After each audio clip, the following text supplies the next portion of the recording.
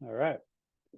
So welcome everyone to the third Rulemaking Advisory Committee for the Small Grant Program Administrative Rules. Thank you all for joining this morning. Hopefully the weather is at least somewhat cooperating at the moment from where you sit.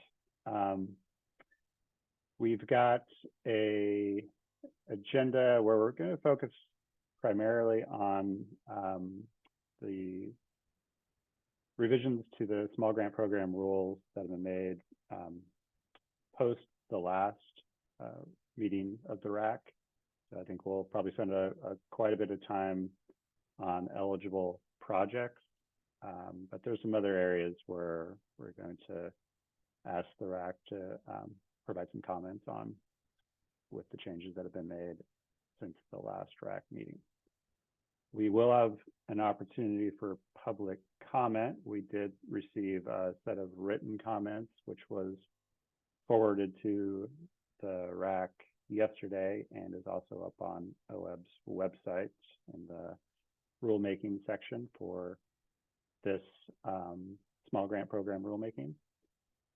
So we will also have an opportunity for verbal public comment a little bit later in the meeting. So before we go any further, we should stop and do some introductions. So I will call on both OWEB staff and RAC members kind of as I see you in the Hollywood Squares. So we'll start with Kathy. Good morning, everyone. I'm Kathy Leopold, OWEB's Small Grant Program Coordinator. Thanks, Kathy. Rachel. Hi, good morning, everyone. Rachel Thompson. I'm the post-fire recovery specialist at OWEB, and I'll be here assisting and just taking some notes this morning. Thanks, Rachel. Eric. Good morning, everyone. Thanks for being here. Eric Williams. I'm the Restoration Grant Program Manager at OWEB. And Ivy. Hi, good morning, folks. My name is Ivy Clark-Henry, and I am an admin support specialist with OWEB. Thanks, Ivy. And I neglected to introduce myself. My name is Eric Hartstein. I'm Policy Coordinator at OWEB. Now we'll go to RAC members, starting with Jordan.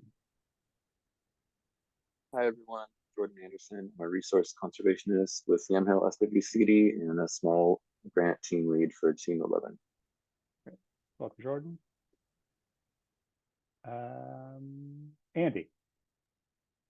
Hi, Andy Gallagher, District Manager for Cook SWCD and small grant team lead for Team 18. Welcome, Andy. Annalise.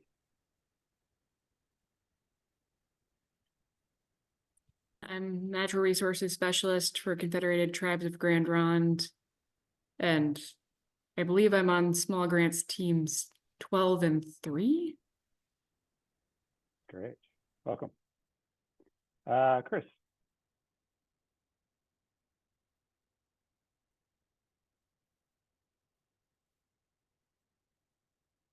Chris Shadle.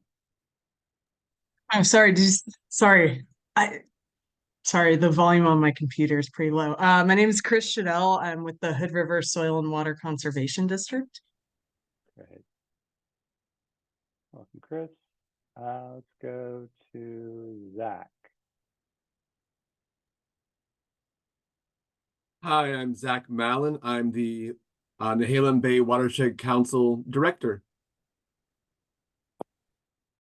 Zach. Nicole. Good morning, everybody. Nicole Sullivan, Owyhee Watershed Council Coordinator and the lead for Owyhee Small Grants Team. Hi, Nicole. Amber. Good morning, everybody. Amber Kester with the Columbia Soil and Water Conservation District. I am a team lead for small grant team number 1 and also on team 2. I'm a resource con for the district. Welcome, Amber. Okay, so I think I got all, nope, I didn't. I see Kelly right there in the middle of my screen now. Hey, Kelly Timchak. I'm for the Lower Rogue Watershed Council and the Curry Watersheds Partnership and Small Grant Team 5. Awesome. Thanks, Kelly. So did I miss any of the RAC members?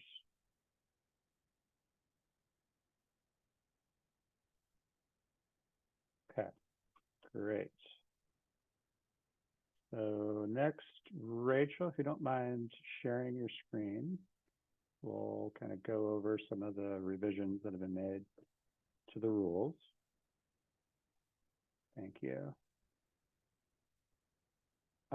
So starting at the top in the small grant program, the sort of purpose section, nothing new here, but do want to pause and see from the RAC if there's any questions or concerns, either to the edit that's been made or any of this other existing language. Okay, so we'll just keep scrolling down. The definition section, again, we haven't made any suggested changes here since the last meeting. However, I will point out that Rachel, I think I might scroll down just a little bit more. Yeah, thanks. So we had removed what was number 7 here on program administration. And the second sentence here is pretty important. I just want to reiterate this for folks that the second sentence talks about no program administration costs may be included in small project grant awards. So we think by removing that and the language that's a little bit further down in the 695-035-0020 subsection 1, that talks about administration for the small grant team, that would allow for administrative grants to have funding associated with them for each of the small grant teams. So maybe Rachel, if you scroll down just a little bit more, we can get that. Yeah, there's that subsection 1.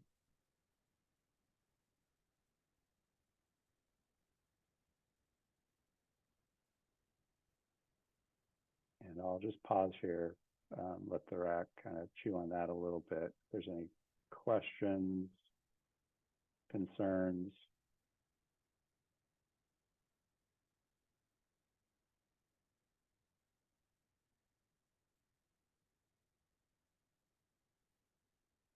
Okay.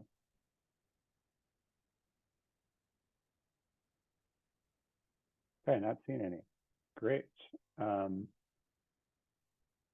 Rachel, I think we could keep scrolling down a little bit. Actually go back up. Thanks. So subsection 3 here. This is in response to sort of the previous discussions we've had with the RAC. The requirement for all representatives of the small grant teams to have met reporting obligations under earlier agreements before a small grant team agreement can be issued has been removed here. So we had talked about that earlier, as this has been a kind of a point of concern for folks. One of the written public comments that was provided also seeks to have this eliminated. So I think we heard you, and it is removed from the rules, but we want to just pause, see if there's questions, concerns. And some thumbs up.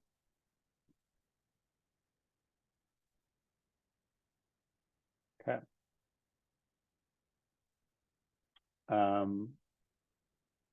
I think the rest of this section is unchanged since the last meeting.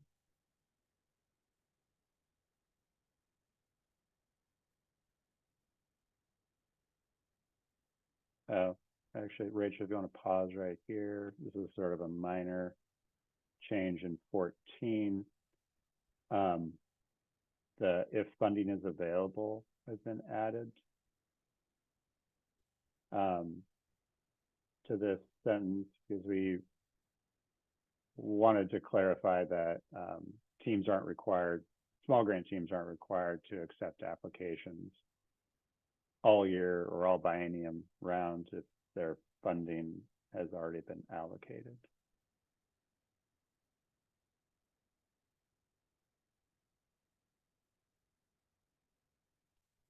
Okay.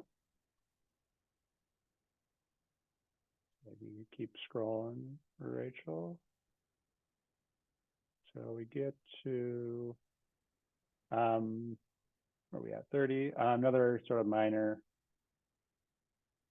change is the title on 0030, changing that from program to project because this is the project application.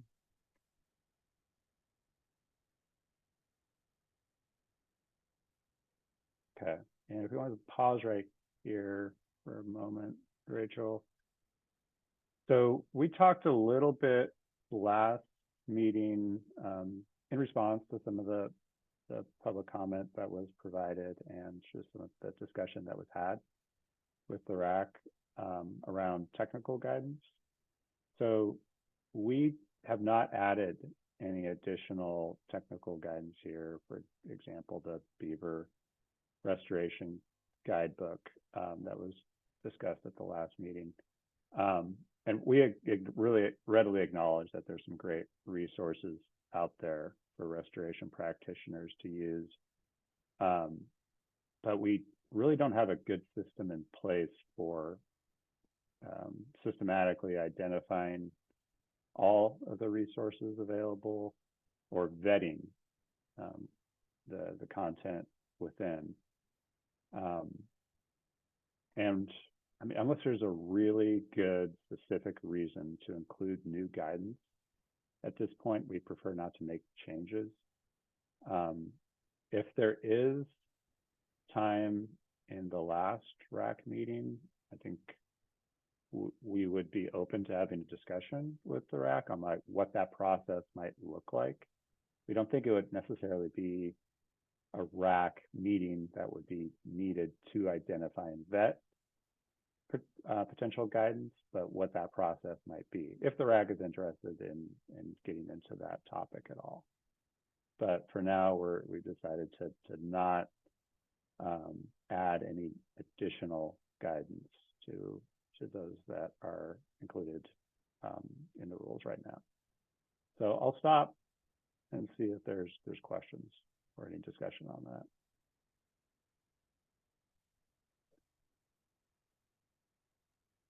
Kelly has a hand up, Eric. Kelly.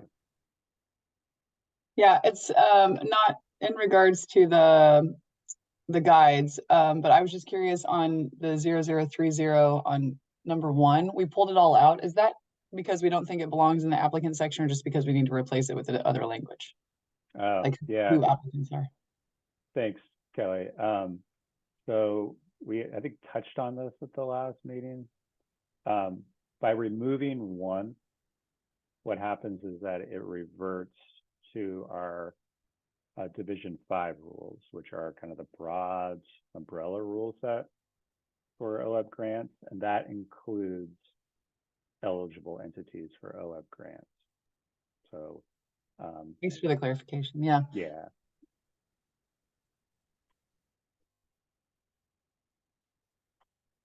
Yeah, thanks for the question. That's a big change.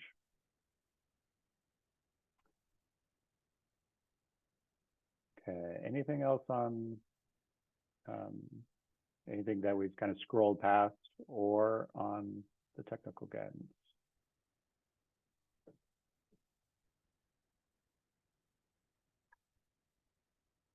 Okay. So moving right along, so we'll pause here. We removed section or number or the subsection 4 here. It's a reference to fiscal agent language that is outdated. So some technical cleanup here.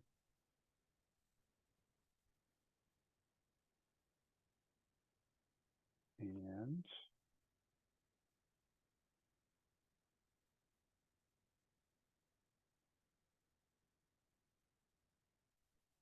yeah, I don't think we have anything in 0040.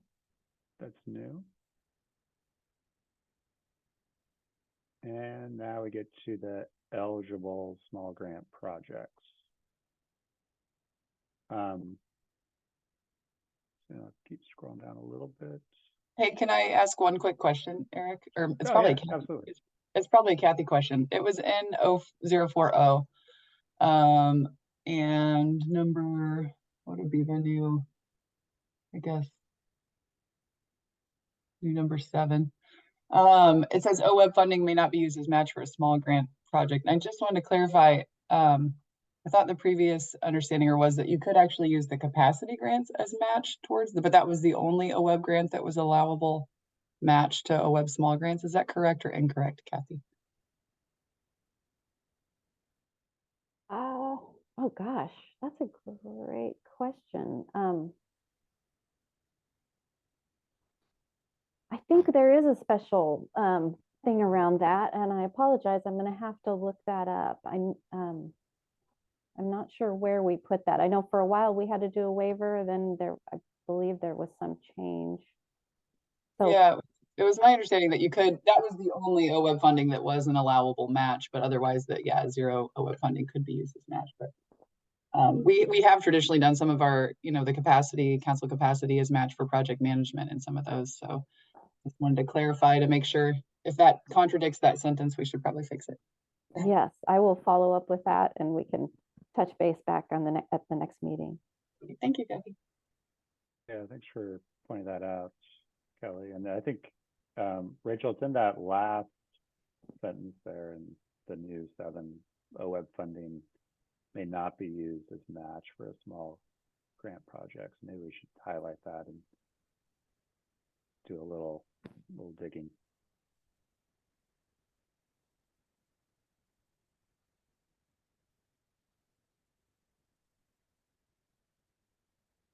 Okay, so we can keep scrolling. Thanks. We have the change in 3G, but I'm gonna kind of move past that for now until we get to the broader irrigation efficiency. Yeah, Eric, the comment showed up, and I'd just like to echo, is there a way to turn your microphone up? Like, I don't know if something is broken in my ear, but like your voice goes really quiet, but I can hear everyone else. Okay, sorry about that. Is that better? Is that better? Yeah.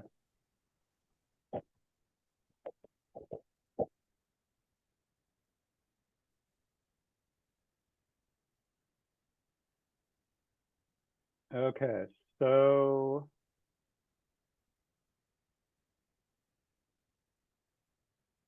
there's some other changes, proposed changes in the eligible projects, but I thanks Rachel for kind of going forward to the water quantity, quality, and irrigation efficiency sections. I think this is probably where we want to spend a little bit of time today. This is where the bulk of the written comments came in, and I know there's folks on the RAC that will want to discuss this as well. So, beginning at the top of little g here, we added some additional samples for recharging groundwater. I suspect that's not what folks really want to focus on today, but if there's any comments in this section, yeah, please let us know. And then in B, the big B here, we have proposed language that has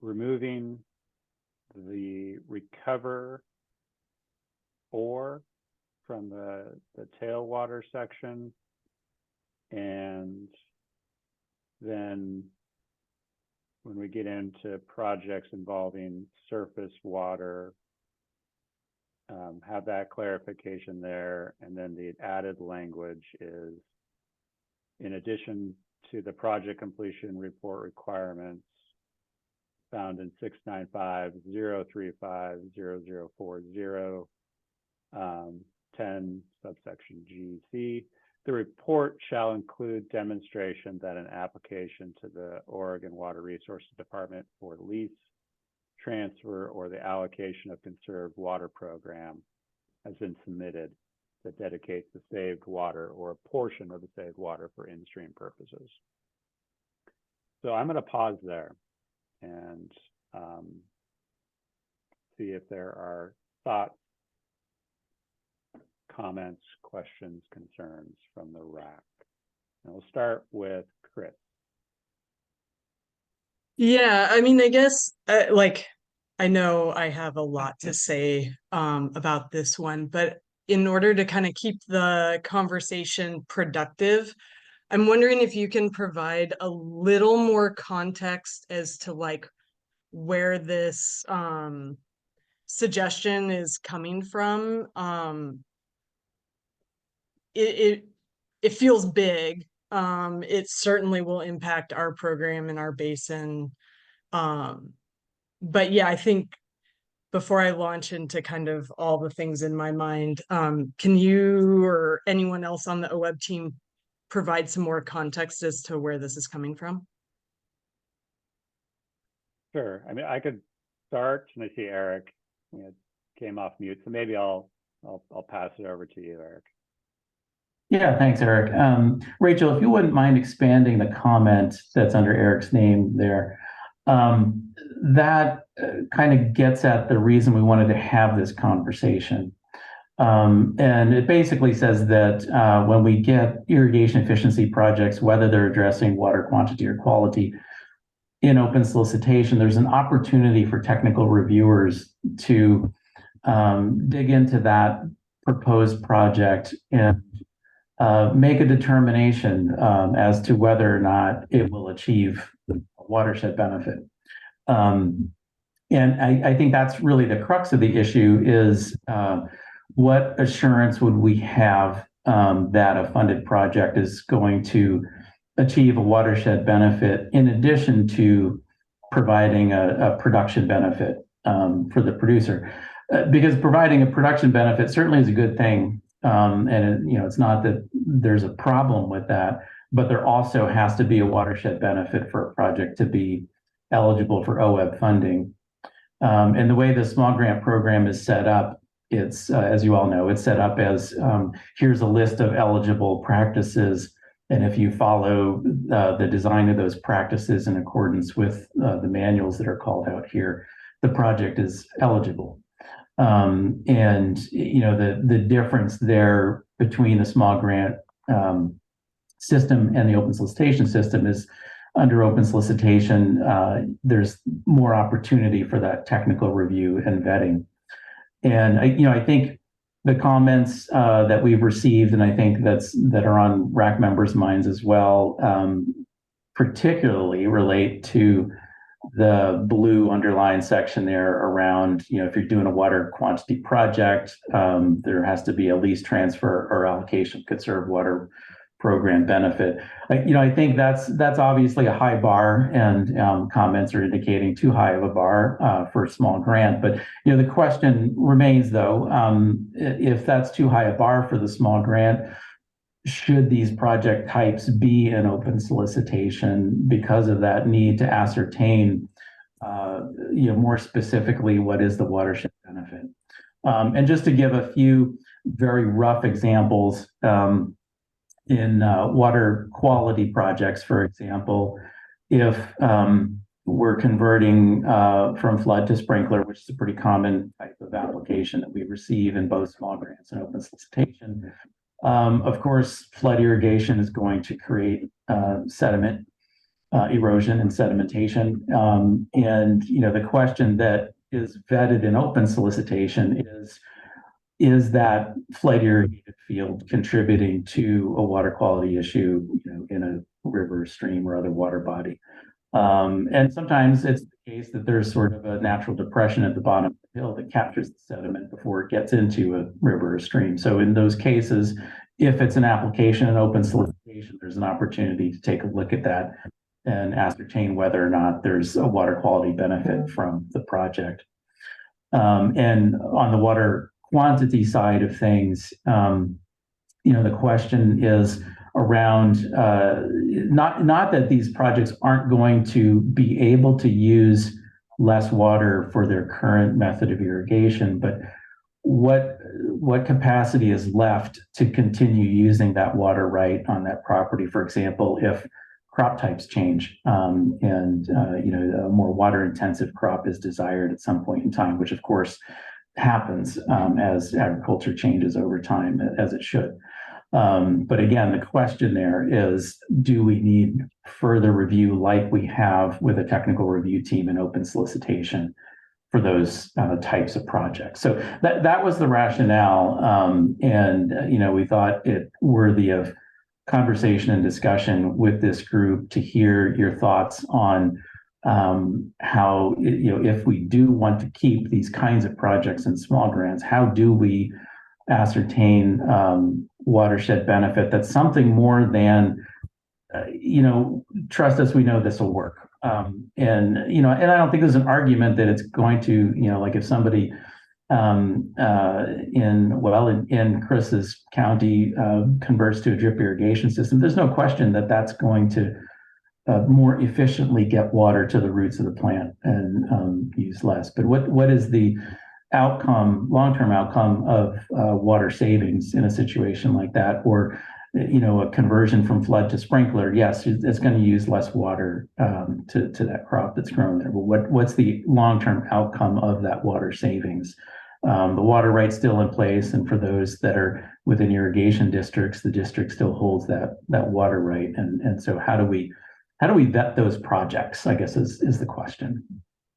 I think I'll stop there and see what thoughts you all have. Okay, thanks, Eric. Thoughts from the RAC?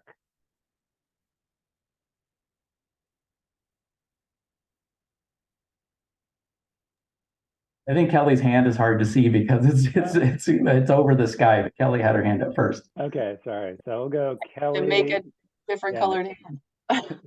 Kelly, Nicole, then Andy. It is hard to see. I'm looking at it now.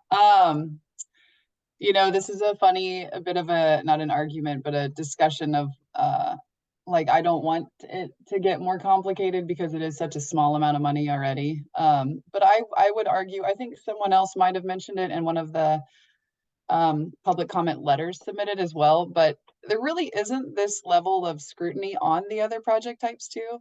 I mean, we do a lot of fish passage work, riparian work, and oftentimes it's like, we'll take turbidity before and after, or it's like a presence absence of fish. But I'm not quantifying and telling you, how many more juveniles are in each pool, per whatever once I change something.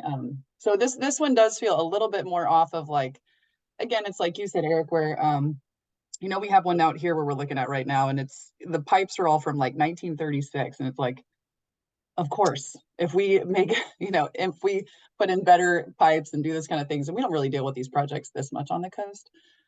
But obviously there will be uplift, there will be efficiency, that's a no-brainer. So, but can you get the water master to say, how much it is a 0.00 whatever? That's a really tough thing to get at with a small grant. So again, I guess I would just argue that like we really don't have the level of like scientific, rigorous before and after Becky kind of design stuff, or this even saying this is exactly how much I'm saving on this. So these grants are so useful in so many ways and can often be put in a pile of funding. They are not usually the only grant. And you're going to have to probably answer this elsewhere already if you're doing a big project. But if it's a little project, there are so many of those around us that I feel like there's still this blanket of uplift. You may not be able to measure it all, but it's all very beneficial. And that's what these grants have been doing for 20 years now. You know, it's amazing. So I would just argue that, yeah, the rest of them don't have the same amount of scrutiny.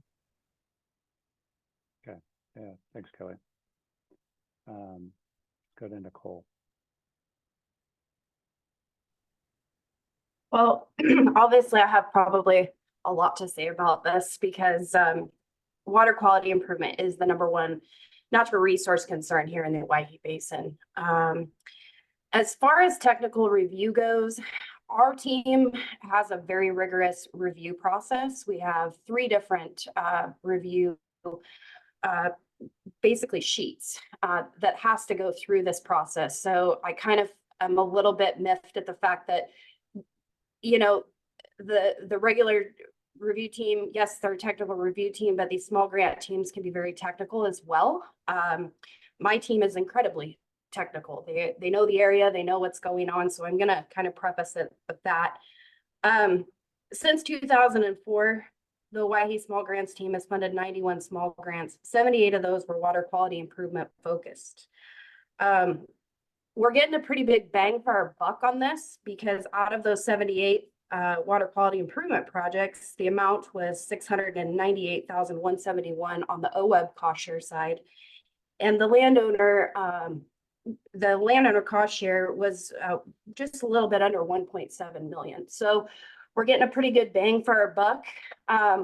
You know, it's hard on a project level to really especially on a small grant project level to do water quality monitoring. Although over the last 20 years in our basin, we've had a substantial water quality monitoring program. Yesterday, we had our LAC meeting for the Owyhee and DEQ came in and gave us a presentation, and I really wanted to bring this up because I think it's pretty substantial.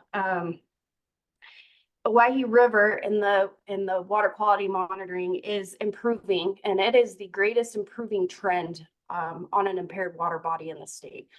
So I think that is that's pretty big, and that's pretty awesome, considering that 20 years of restoration and implementation can be attributed to that trending water quality improvement. And these small grants played a big role in that. So it's just taking water quality out of the equation for small grants as an eligible project type is very detrimental. A lot of times this allows us to work with smaller acreage landowners, and those smaller acreage landowners typically are not on, you know, what I would call probably prime soil for farming. A lot of steeper slopes, smaller areas, so we get to help them. The other part with this is that we get a lot of landowners that maybe are leery of working in a cost share program, and this kind of gets our foot in the door with them and usually leads to a lot more on-farm irrigation system improvements and a lot of water quality improvement. One other statistic that I really wanted to bring up was the Fletcher Gulch water quality improvement area. This is a water quality improvement area outside of Adrian, a total of 1,141 acres. This was in conjunction with not only the Owyhee Watershed Council, but NRCS, Malheur SWCD, and the Owyhee Irrigation District, and several different landowners. 868 acres have been converted from flood to sprinkler irrigation. Small grants played a big role in this. There was large grants and small grants, as well as other funding. But we had a 97% reduction in sediment loading in the lower Owyhee River because of this priority effort. So what I'm saying is this is big. It may not look like it on an individual project level, but altogether, these projects make a huge, huge improvement to our water quality. And I feel it's very important that they remain as an eligible project for small grants. Okay, yeah, thanks, Nicole. And that's great news to hear about the trends in the Oahe. Thanks for sharing that.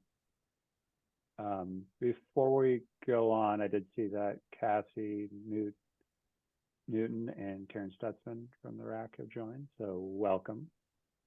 We are, just to catch you up, you could probably see where we are on the screen, but we're talking about the eligible projects, in particular the proposed revisions in the irrigation efficiency section.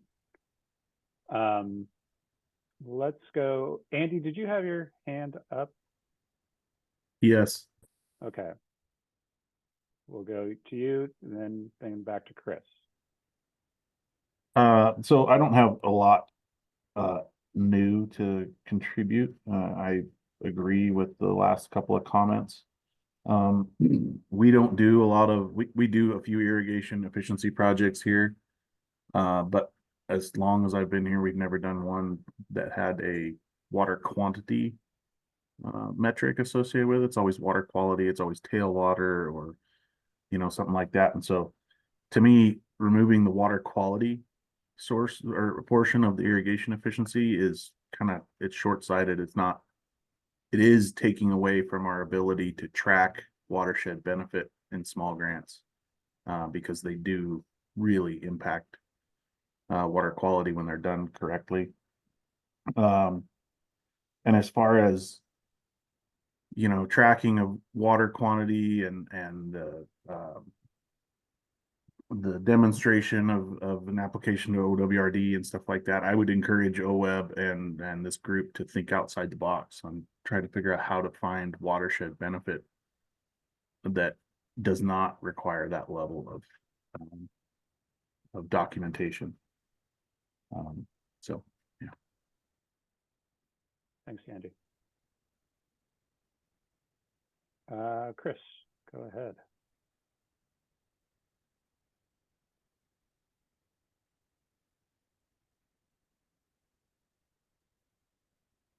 Chris, can you hear me?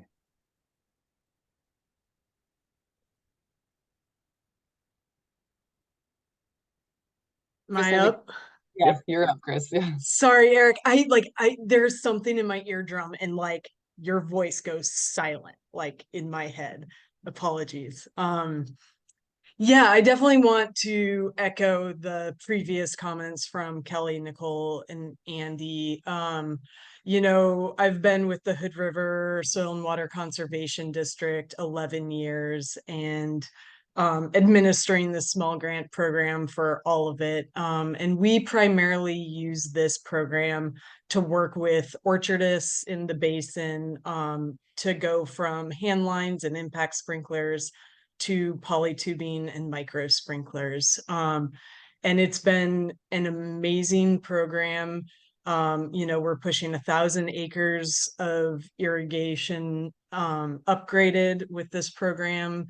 Yeah, not to douse you with numbers, but yeah, the landowner match, it's a good bang for the buck. It's a small, nimble little program. A lot of growers here are small acreage, and the burden of going through the large grant program is not really feasible.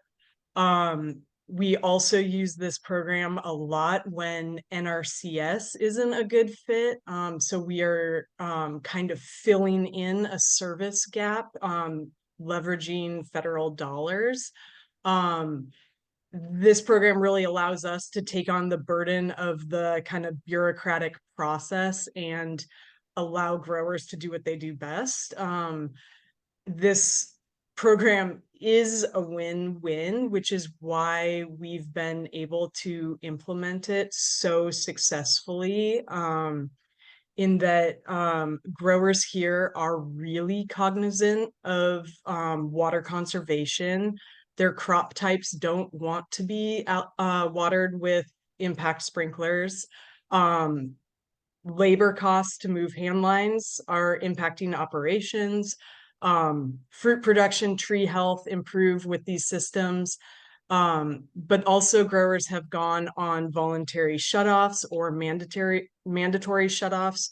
And so they are very, very, very cognizant of the water resource and are on board for using these projects as water conservation. And so, yeah, I think this program has been so successful, but to add in or the expectation that a 5-acre, 10-acre orchardist is going to change the title to their property, sign off their water rights, have the irrigation district manage that new water right for a one-time small payment is, I mean, it's just a very unrealistic expectation. It feels kind of synonymous with expecting a riparian planting project to go into a conservation easement. And I realize that Hood River is oftentimes the exception, and the way our irrigation water is delivered, a lot of our districts are either fully enclosed and piped or close to it. And so there's one point of diversion. So truly, truly, if water is not allocated on farm, it is left in stream, or at worst, returned in stream at the end spill. Yeah, I think specifically for a small grant program, I feel like this could be kind of another separate conversation in the context of the large grant. But like certainly a small grant program, it's just, this is a non-starter and it will absolutely kill the project. There's not a single landowner that would sign off their water rights. There's no irrigation district that would do that. And I wouldn't look someone in the eye and say, this is a good deal. And we have been measuring this for the last 10 plus years. So have irrigation districts and so have specific projects that we know these projects are conserving water, and a lot of it. And all our basin plans are acknowledging that summertime flows during peak irrigation season is a primary watershed concern. And the way that we address that is through on-farm improvements and irrigation piping, irrigation district piping. And so anyway, yeah, I'm not trying to be long-winded, but I really feel like this is it's so incongruent with the other project types. Like I can build someone's pet pony a manure storage shed and straight face that has a watershed benefit, or we could do an on-farm irrigation improvement project that we know saves millions and millions of gallons of water that are left in stream, and ask someone to change the value of their property and their ability in the future. You know, I think again, Hood River's the exception. There isn't really acreage that people could expand to.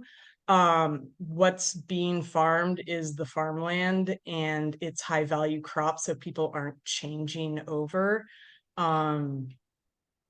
You know, my understanding with conserved water allocations, and forgive me, water law gets complicated quick, but if you save X number of CFS per year, a percentage of that can actually then be legally reallocated on farm. So it's like without this clause, you're getting the watershed benefit from the projects and the limitations of the system. With this, if somehow some landowner actually signed on to this, which with the more than a decade, I am telling you it is a non-starter and this project goes away. And then I'm building pony manure storage sheds. It would, yeah, sorry, I lost my train of thought. Ponies got in my head. But basically, the owners would own back the water. You're saying the owners would take on the water and it doesn't go into this water. Yeah, thank you. Yeah. Thanks for bailing me out there, Kelly. Anyway, yeah, I do feel strongly about this one. And if somehow it needs to be, you know, I called Eric and talked with Kathy about this. You know, if we need some language in there, I think we could have like a non-legally binding agreement that says, hey, the spirit of this program is to conserve water. You know, the irrigation, we could have it with the irrigation district, we could have it with the landowner. But you know, the expectation that someone is going to be able to regulate 0.003 CFS, you know, it's just, it's not reasonable. And in fact, I think sometimes, sorry, final point, and then I'm done. But I think sometimes we get caught up in forward progress needs to perpetually be complicating things. And really, after watching this small grant program evolve over the last 10 years, I would just like to say that I think simple is good, quick is good. You know, in my perfect world, if you guys just gave us $100,000 and said, do good work that benefits the watershed in your basin, we would allocate that money so quickly and so effectively. Or, you know, if I go back to what the applications were, you know, 13 years ago, it was, you know, a narrative and a budget. And we do get lost in kind of overly complicating things. I know there are requirements and legal requirements and whatnot, but I don't think more in the case of the small grant program is a step forward. And I don't think it benefits capacity or projects getting implemented on the ground. Okay, thank you, Chris. I think I saw you had some support there with those last statements. And also will point out that Kelly in the chat and Nicole just did as well, you know, basically reiterated your comments with support, as well as a little bit earlier Andy's comments around water quality and the importance for that being an eligible project type. Speaking of Andy, I do see you have your hand up. I don't know if that's a stale hand. Okay. No, I'm still learning how to use Zoom. It's only been, what, 3 years?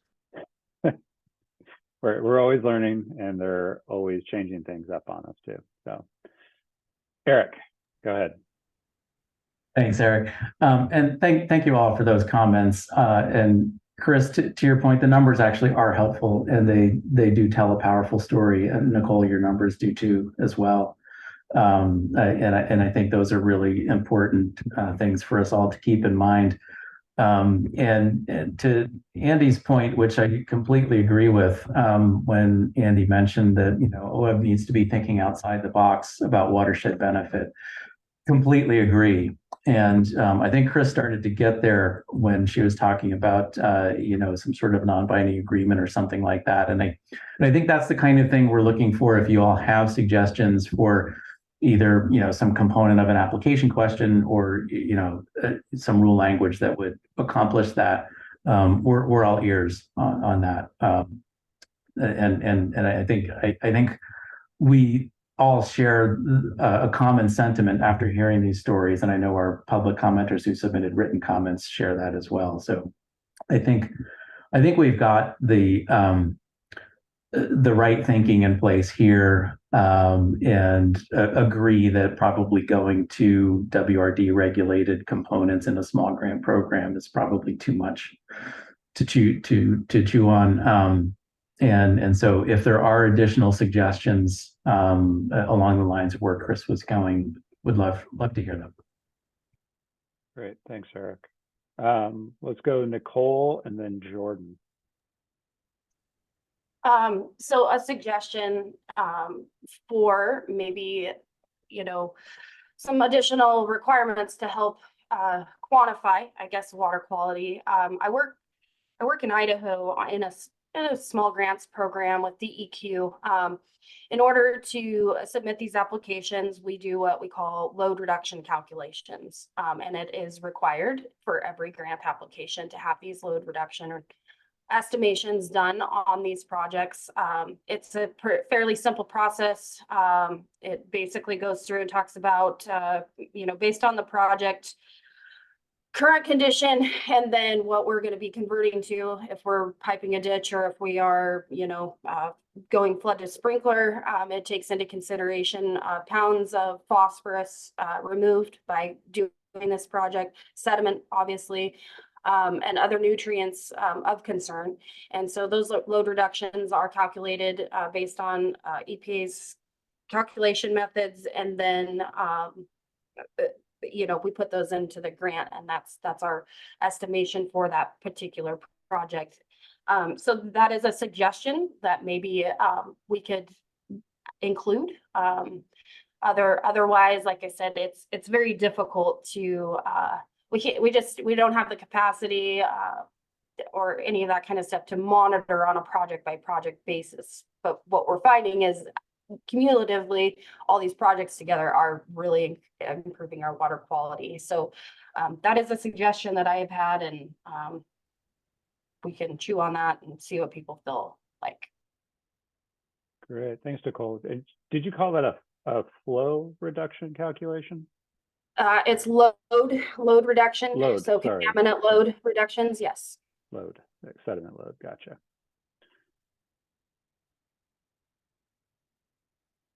Okay, I'll let Rachel kind of catch up there.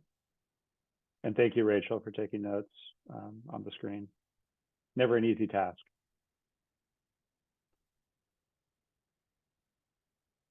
Great. And then we'll go Jordan, and then Chris, I see your hand back up as well. I guess to build off Nicole, another thing that you could run it through would be Russell too, for water quality purposes. You could partner with your NRCS staff to run a project through Russell to see soil erosion impacts there. And then in terms of maybe a non-binding agreement with the landowner, I wonder if you could work that into the cooperative landowner agreement. There's some language about the intent of this is to save water, and so some are maybe putting that in there. And then another thought would be adding a question to the application evaluation worksheet that mentions something about having a technical advisor, basically maybe outside of the small grant team, which is probably already occurring anyways with these projects, to make sure that the technical advisor is identified in that process. And then all the vetting can happen up front. You don't have to do this reporting after the fact, because I think we're noting that might just be too complicated. So those are my ideas. Yeah, those great suggestions. Thanks, Jordan. And then just a point of clarification, you mentioned the NRCS program, and it was, I think I heard Russell? Russell, it's What's that revised universal soil loss equation. It's just a computer model that they use for a lot of their projects. Okay.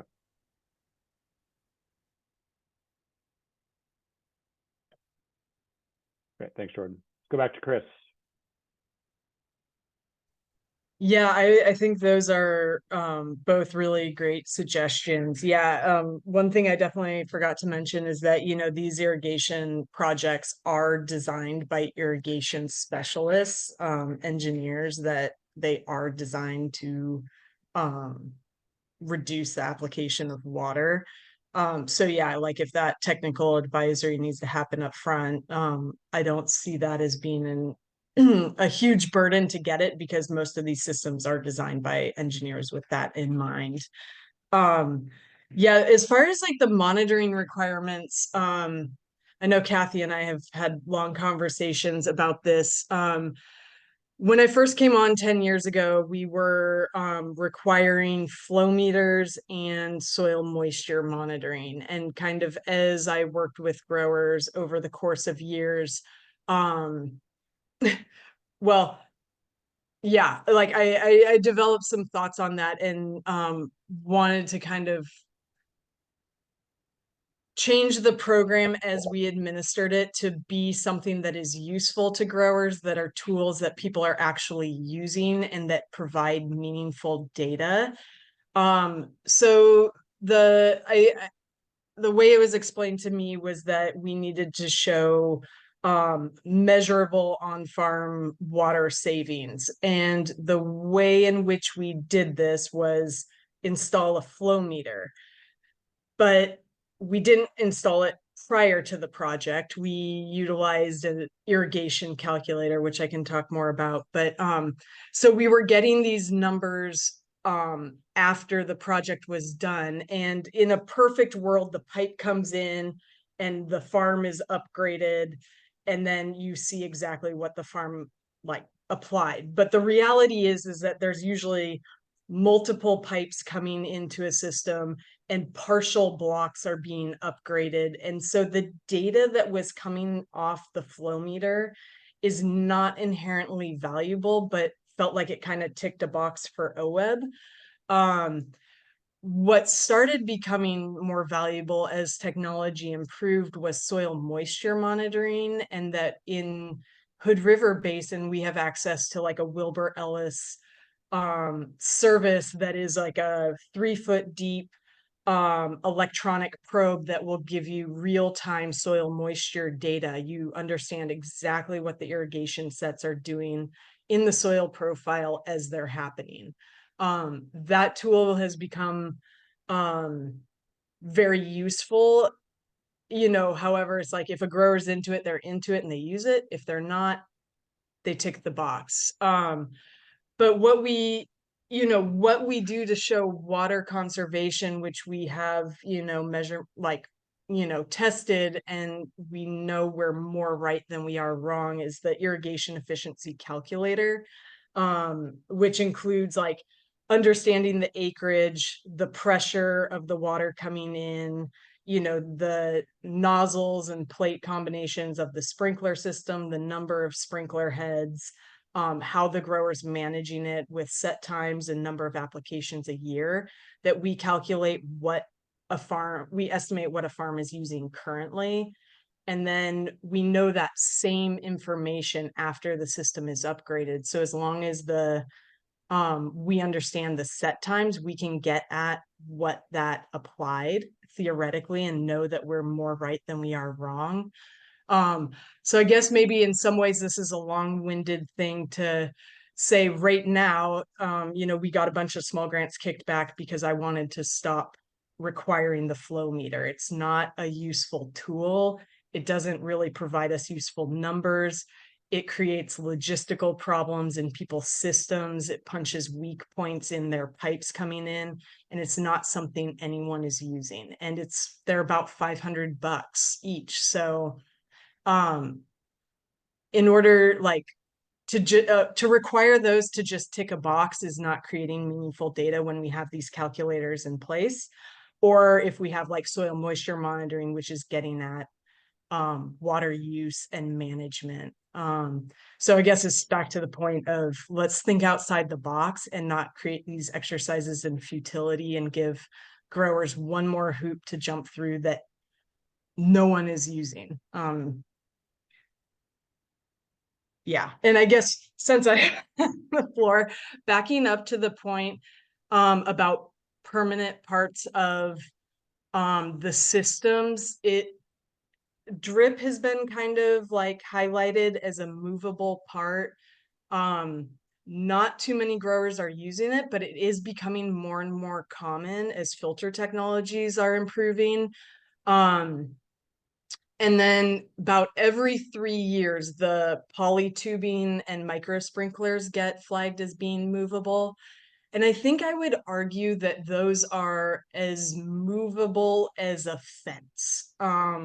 Nobody is taking, 100-yard runs of drip tape and like moving them or selling them to their neighbor. I mean, once they're in, they're in.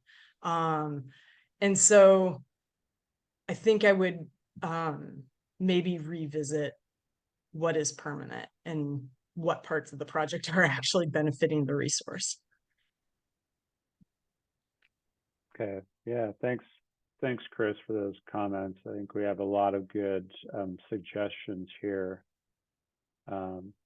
Thinking outside the box to demonstrate that watershed benefit. On your last point there, do you have suggested language, or maybe I'll rephrase this. Is there language in the rules right now that is problematic that you'd like to see revised on the permanence of the components? That's a good question. I feel like it's maybe not in the language, but anytime a drip system comes up, OWEB won't pay for the drip tape because it's not permanent. So I don't know, maybe it's just an interpretation of the rules. I mean, the way it reads now, I would interpret that drip tape as being a permanent part of the system as much as anything else. Okay. So, and Nicole, I see your hand up. So just for folks listening, the way that our administrative rules typically work is it's an interpretation of statutes, and we provide a little bit more detail in the administrative rules, and then below the rules, we have sort of guidance or policy. And like what Chris is referring to is probably more in that guidance and policy interpretation of the rules a little bit. Even though these, particularly the small grant rules have a lot of detail to them, there will be some future interpretation of the rules. So that's good to call out, Chris, and I will go to Nicole next. Yeah, on regards to the drip, I mean, this is tough because our drip is usually seasonal. It goes in the spring and then it comes out in the fall. So I don't typically do a lot of drip projects. Also, filters are very mobile. It depends on the crop rotation. So yeah, I think some further, I know I'll have to think some more on that, but it's tough for me because I will assist with, conveyance up to that field to assist with putting in a drip system. But like the drip tape itself or the filters, those are really very movable parts. And I guess nothing's permanent, right? Like, I mean, a pivot can be moved. We see that a lot down here too, but it's less permanent. And I think you can kind of get at that permanency part in your landowner agreement. I'll put in there, you need to maintain this for the life of the project. I would hate to go out and see, somebody in drip onions this season, and then the next season they're flood irrigating in a field of corn again. And so that just totally took our whole point of improving water quality off the table. So I would agree. I think we need to look at the permanent components a little bit more. And not all drip is mostly permanent. So Thanks, Nicole.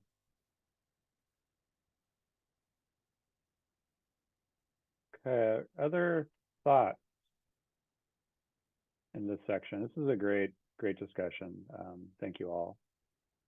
But other thoughts, questions, comments?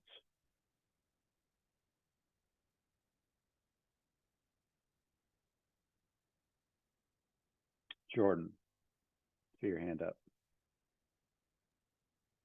Yeah, I just wanted to actually address A real quick. The recharge groundwater. We added language for different types of practices that would recharge groundwater. Mm-hmm. I feel like similar practices is kind of vague. And I could see that's where somebody would want to do a beaver dam analog or some type of thing like that. I'm just wondering if we want to clarify what a similar practice is. Is this, a man-made structure, or could a beaver dam analog or things like that be a similar practice for that? That's a good question.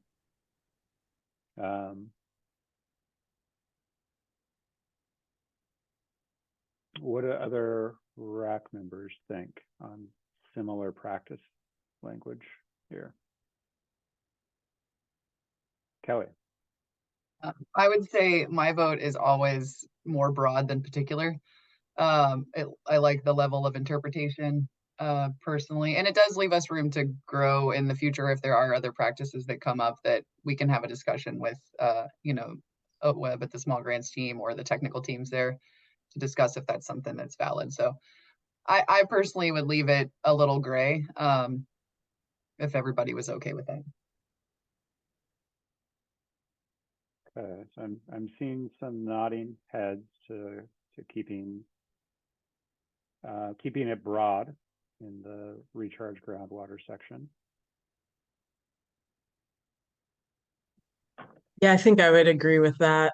I think this one is kind of one where it's like, not to beat a dead horse, but of just like the different levels of scrutiny on like how are we showing that collecting roof water is recharging groundwater when an irrigation project we need to show is restoring flows. You know, it's just there's such a incongruency between project requirements. And definitely I'm not arguing that we should create a groundwater recharge monitoring plan or something. Okay, thanks, Chris. Fair point.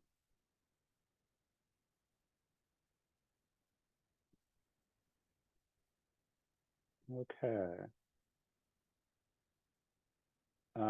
How do folks feel about a break right now? Getting thumbs up all around. So let's take 15 minutes and come back at 10:25.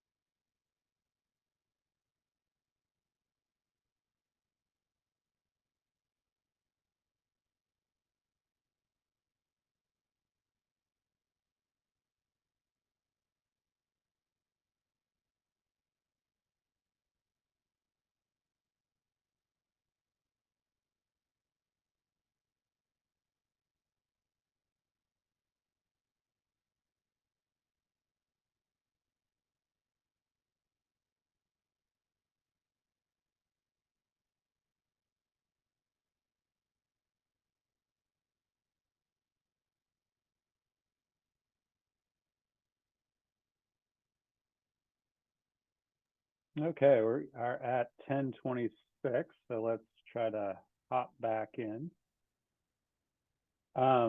Again, thank you for the great conversation, discussion, ideas in the water quantity, quality, irrigation efficiency section. Really improved, really, I think, show the value of this RAC and appreciate the language. Chris, I see your hand up. Did you have any additional thoughts? Yeah, I just had another quick thought over the break. Well, one on Nicole's point being, I think leaving language vague enough for the program to be applied in the context of each basin, like hearing her say that drip systems and filter systems are moved every year in like an annual row cropping system, is so different than Hood River Valley in that we're high value tree fruit. So, I mean, once a system's in, like once a filter's in place, it's an act of God to move that thing. And then, if someone's utilizing drip, like it is not coming out until they're pulling those trees out and replacing it with other trees. So that those are really permanent fixtures in Hood River, but I do see how they're mobile in maybe another basin.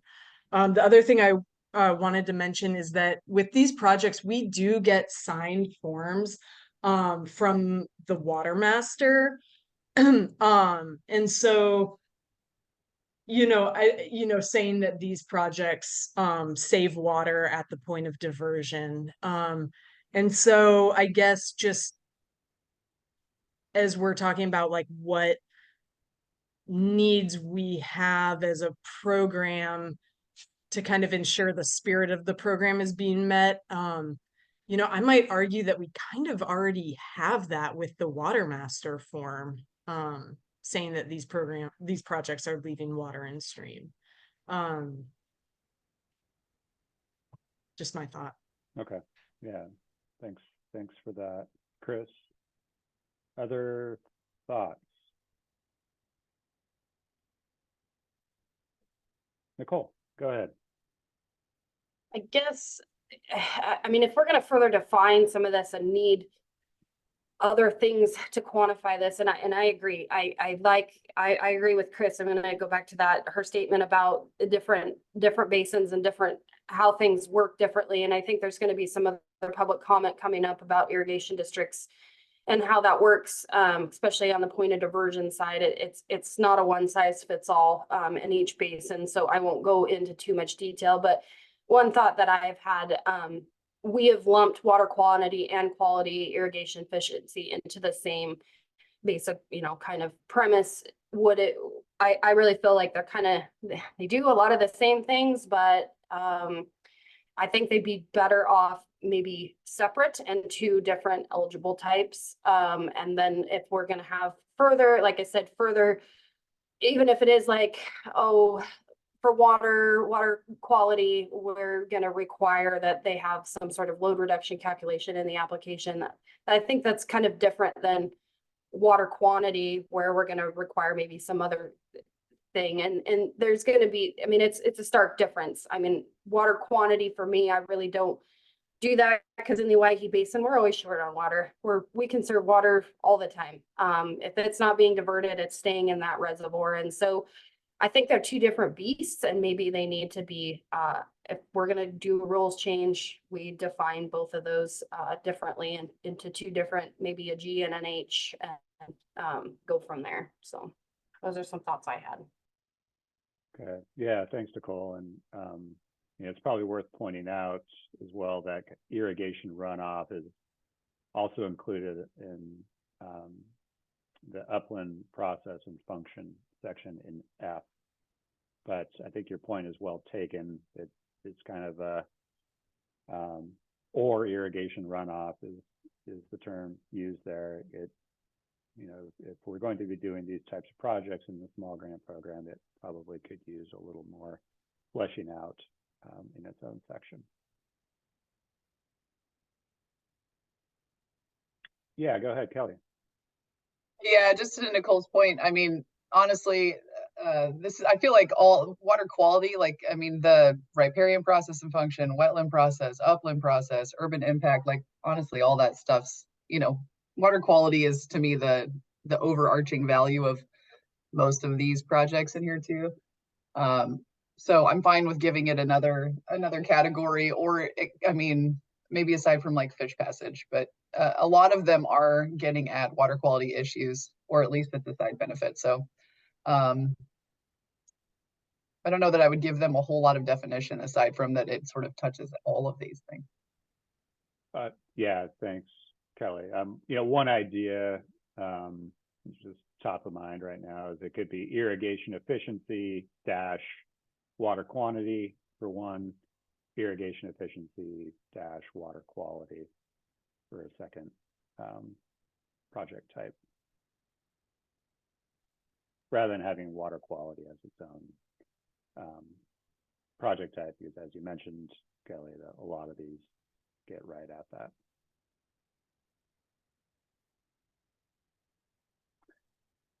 Nicole, see your hand is still up. Did you have additional thoughts? Nope. Okay, Andy, I see your hand is raised.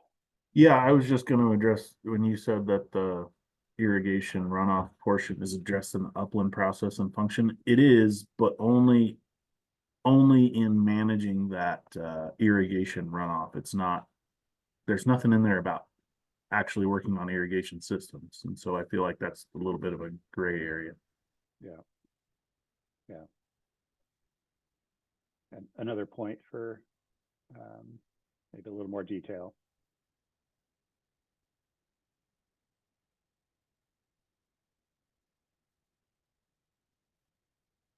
Okay.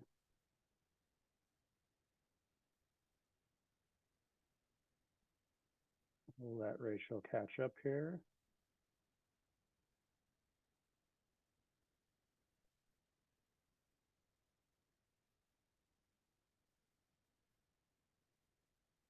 Great. So I think regarding next steps here, and I know we do have, potentially some verbal public comment. We'll address the written public comment here in a bit, but I think we're in pretty good agreement that some of the thoughts that have been shared today around non-binding language to conserved water in the landowner agreement, load reduction calculators, the NRCS program, some of this kind of outside the box thinking that was brought up today could be used in lieu of the proposed revisions that we see before us in this section. But I wanted to pause before we moved on and see if there's any last thoughts in this section.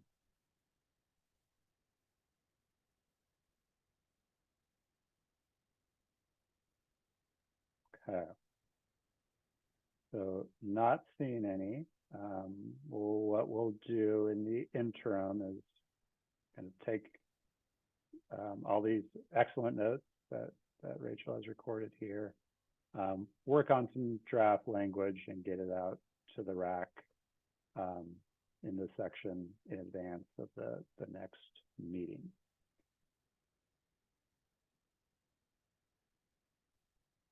Actually, Rachel, would you mind sharing screen again? Thanks. Because there's a few other items I think we want to just touch on. If you scroll up, maybe we'll just go to the top of eligible small grants. So apologize, folks, for the screen moving fast. So as we go down, we'll probably want to again revisit just, we have G here, water quantity and quality. We'll make some adjustments there.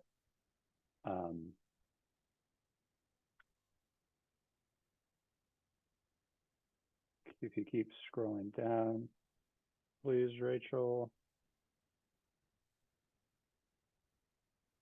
In the urban impact reduction, we did have a proposed edit here, removing the create off-channel flood storage language and replacing it with restore floodplain reconnection, as its updated language to better reflect current restoration practices. But wanted just to pause, see if there's comments from the RAC on this proposed revision. Thumbs up from Amber and Kelly. So I've just an understanding kind of a question. This is Karen. hey, Karen. So for urban impact reduction, restore floodplain connection, I guess I'm assuming that this practice is covered in the documents for reference in section 60, I think. There's like an urban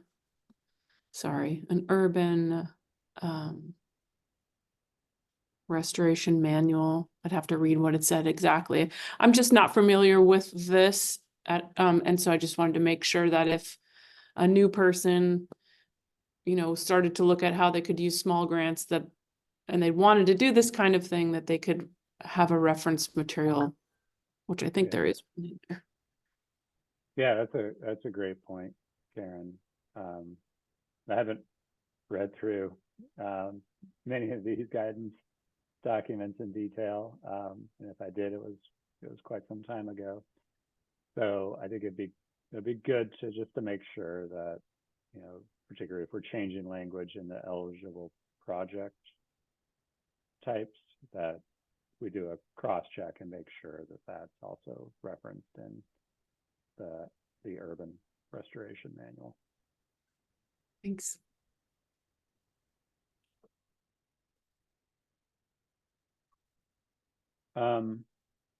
Yeah, Chris.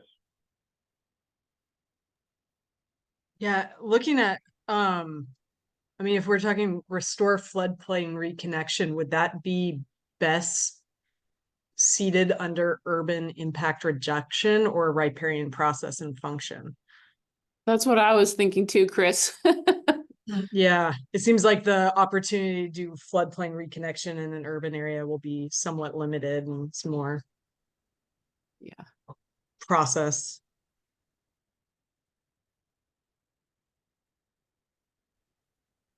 Yeah, that's a good point. And it'd be I guess that's why I got a little confused. I can see that. And probably broader applicability as well.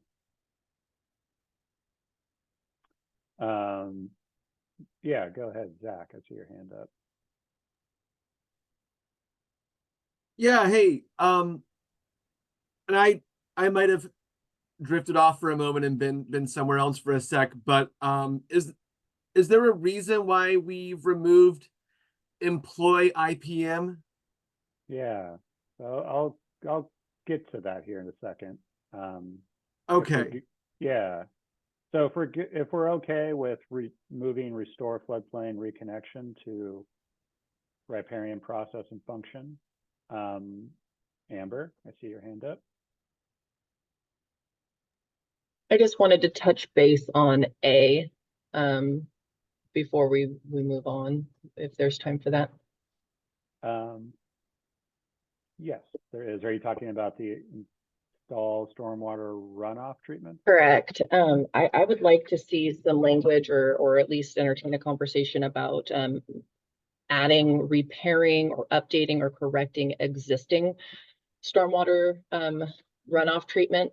I see with, the TDMLs coming down the line, maybe things were installed improperly, and now people are really wanting to do good work. And I have a particular project that would be great, and was going to ask Kathy if it would, fit into it, but just since we're here, it makes sense to maybe bring this up at this point.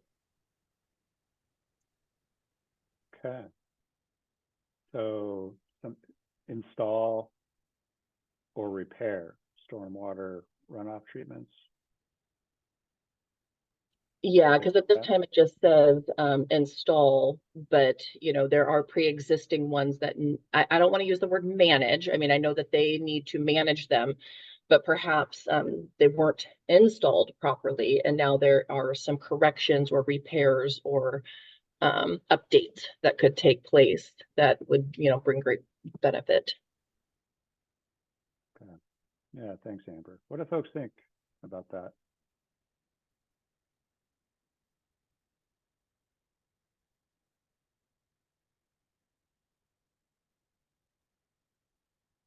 Nicole, I see your hand up. I see your point. I think it would be great, but I feel like it's a kind of a slippery slope here, because if we are able to repair, stormwater runoff treatment facilities, then what's to say? Because by and large, we haven't been able to, it's been considered like a maintenance thing. So, we haven't been able to, let's say, an old stock water system out on the range. It hasn't been eligible to repair that. We could, add on to it, but we couldn't repair that system, or let's say an irrigation system that was installed 20 years ago and we need to make some repairs to it. Then, so we can do it to the stormwater, but we can't do it to other things. So I guess that's the thing. It's like, well, if we can do it with one, why couldn't we do it with the other? If that makes sense. It kind of brings up a little bit of a eek there.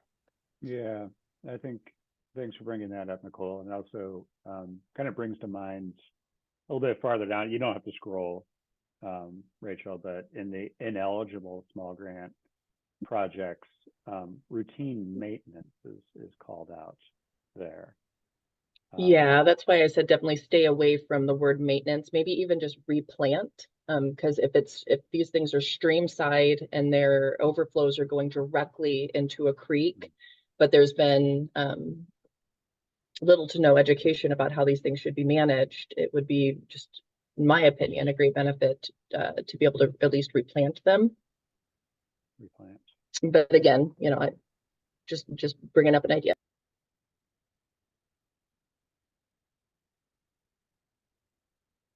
Okay, and Chris has improved in the chat, I see. I like the idea of replant.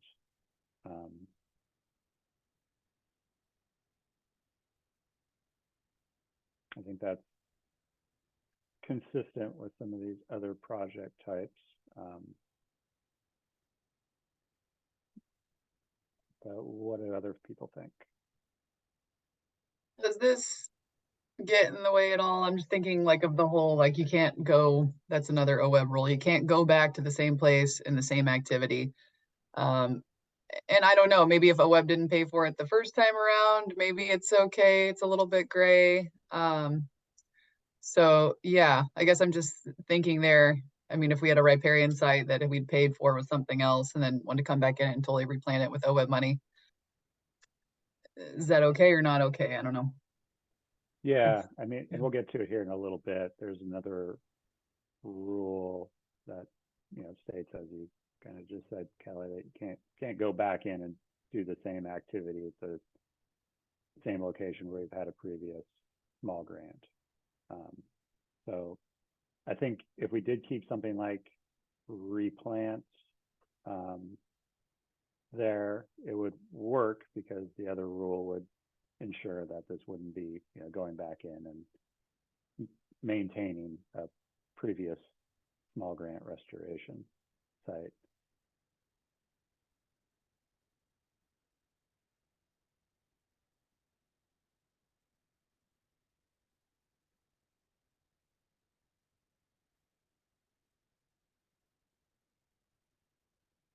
Other thoughts on this? Yeah, go ahead, Karen. Just out of curiosity, does it always have to be native plants? Or can it be functional, non-invasive plants? Are you talking about Like native plant native plants buffers? there? Yeah. Well, I'm gonna know, always vote for natives. yeah, it's a bit of a complex and maybe at least slightly controversial topic. I know. That there's, there's definitely a role for non-native vegetation and other types of restoration or conservation activity with using proper management. I don't know if we want to touch the non-native here in these small grant rules, given sort of the complexity around how you actually get at what the appropriate non-native vegetation might be. Mm. But I'm curious what other folks think on this.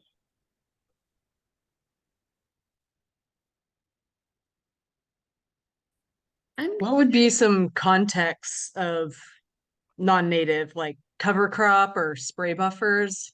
Those are kind of like the ones I'm thinking of, but I'm curious what you're thinking of.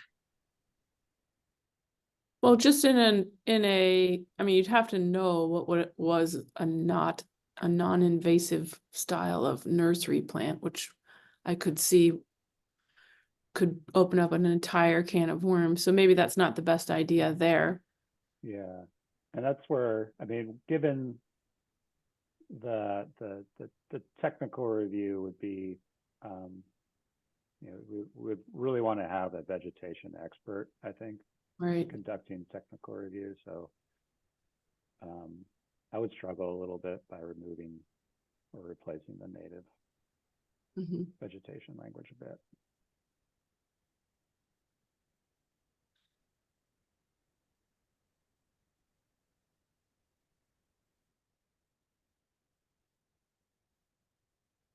Yeah, I guess I would just caution against it. We spend so much money on non-native removal and invasive removal, and so it's a slippery slope. There's we work a lot with master gardeners, but they also use a lot of non-native and sometimes invasive plants. So I think it's slippery too. I think it's a slippery spot. I think we want natives.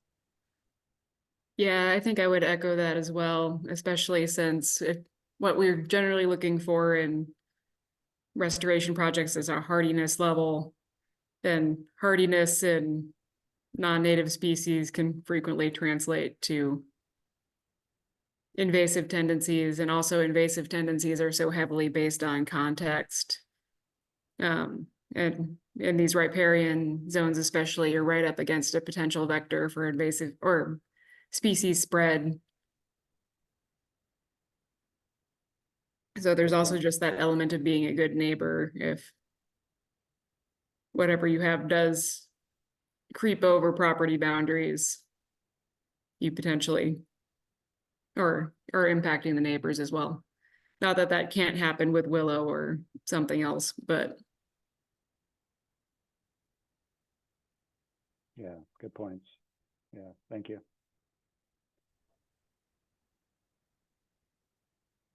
Okay. So I believe, I think it was Zach who had some questions about the removal of the employee integrated pest management in a couple of these project types. And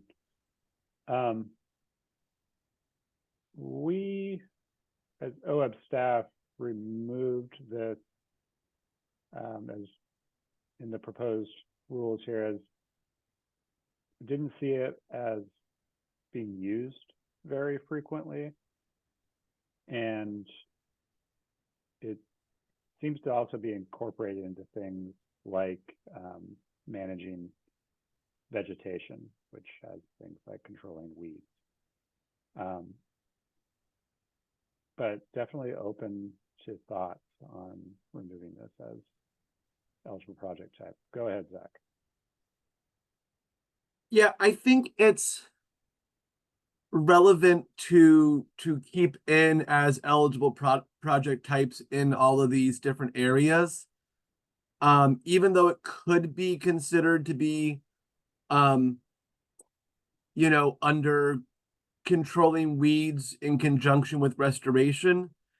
I think calling out utilizing IPM methodology and how we think about pursuing weeds is important because, you know, because that way we're not, you know, spending a bunch of money treating something that has an upstream source, for instance, right? We're using principles that keep us thinking about and considerate of what the big picture of managing that pest looks like. And so yeah, I would prefer that a reference to IPM remain in any discussion of treating weeds within the small grant rules. Just yeah. That's my 2 cents. You know. Okay, yeah, thanks, Zach. What do other RAC members think?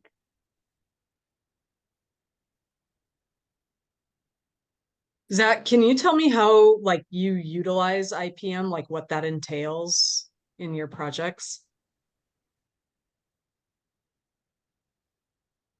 Yeah, so I mean the principles of IPM, you know, like it kind of necessitates the idea of looking at what kind of pest control is possible in the location, right? And so it both, for instance, I have a project that I'm going to be bringing forward pretty soon that involves knotweed, and to incorporate an integrated approach to managing that pest. We are also going to be needing to survey upstream to ensure that we are hitting all of the upstream populations on the way through, right?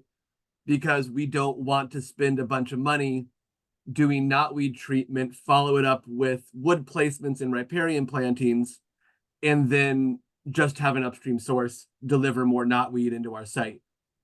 So that's just kind of like why the IPM like conceptual approach I feel like is important to call out. Because that way also we're calling out that we want to have any pest control projects be thought out about where the pest's coming from. Is the money going to be well spent approaching it in this way, in this location or not, right? Yeah, so that's kind of where I'm sitting with it and thinking about it. And I know that a lot of projects, especially the small grant program, don't tend to have a major weed control component other than let's shade it out. Because often the scope is not capable of approaching that wider scale of looking for source populations and approaching weed control in a more comprehensive way. But I think keeping that at the forefront of our thinking and approaching weeds is important still. Okay. Thanks, Zach. Nicole, I see your hand up. Yeah, another vote for keeping that in there as an eligible project type. I mean, we have a robust county weeds program and CWMA program here, but I mean, you know, it could be that we have a riparian project or something like that, and it's a multi-partner project in, you know, they can come in with the expertise to address that weed, to help bolster our entire overall restoration, you know, riparian restoration project. And so, and maybe their, you know, maybe their source of cost share comes from this. And so I think it would be good to keep it in there. Although I do, and I can't remember, maybe Kathy can, it's been a while, Kathy, since we've discussed this, but there was something, if I remember correctly, if we had some ODA funds, we couldn't utilize the small grants in conjunction with that, or I just can't really remember it, and I've been racking my brain here as we've been talking, but if there's some ODA funds that could be used, then we can't use small grants, or vice versa, or maybe I dreamt that up, I'm not sure. But I do think we need to keep that in there as an eligible project type.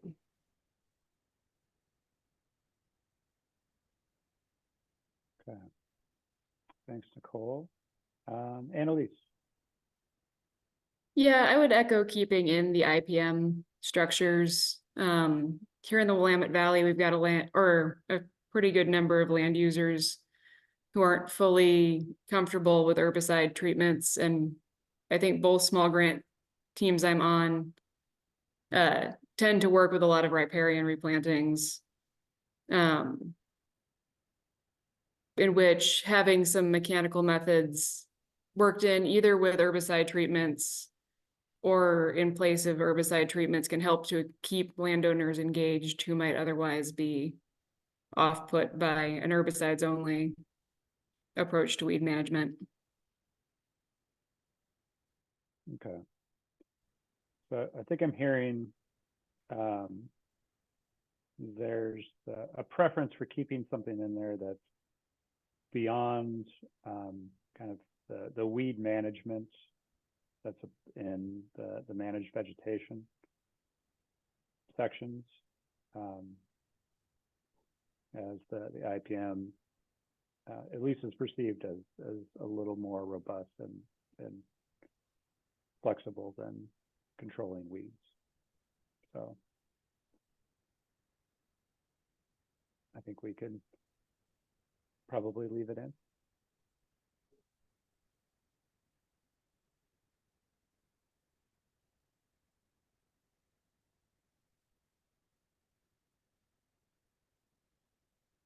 Okay.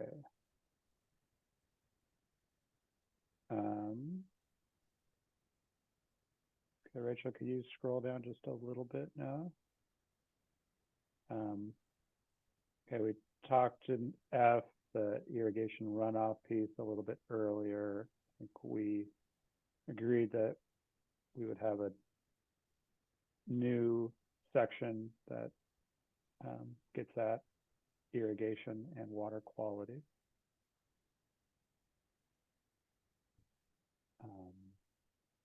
Yeah, keep scrolling down, please. We got the IPM. And that would be it for the eligible project types. Moving down into 0060, the ineligible small grant projects. The first suggested edit here is in 1F. This was alluded to a little bit earlier. So the suggested change here is an ineligible project type would be at the same location, addressing the same resource concerns is the edit that we have here for projects that have already been funded through the small grant program or other OWEB grant programs. And we removed identical to because there's some confusion with that phrase identical to, as you can probably imagine, and propose having this language instead. So questions, concerns with this? Okay, I see some thumbs up.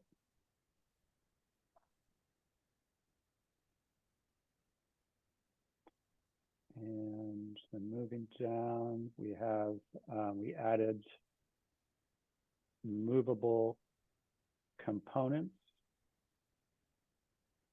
to the portable pipe.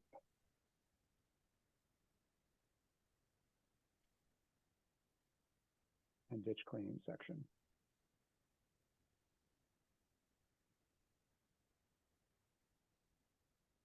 So comments, questions, concerns on this proposed edits. Go ahead, Karen. For C, for the movable components, I was just listening to when people were talking about the irrigation pipe for drip irrigation. Could we maybe add another word in front of movable component, like readily movable or something that to indicate that something's, you know, easily picked up and moved instead of a long line of drip irrigation, something like that. Just a suggestion. Okay. Thanks, Karen. Andy, is your hand up? Yeah, I had a question about, that's actually A, the irrigation system maintenance or renovation of existing pipe. Okay, yeah, go ahead. So we've always taken that to mean that, so we have a lot of concrete pipe in our area that's cracked and leaks into the ground and it's no better than a ditch. So we've always taken that to mean that we can't work in those systems. Is that, but I guess I never really realized it said renovation, not replacement. So could I get some clarification on that? Does that mean you can replace existing pipe?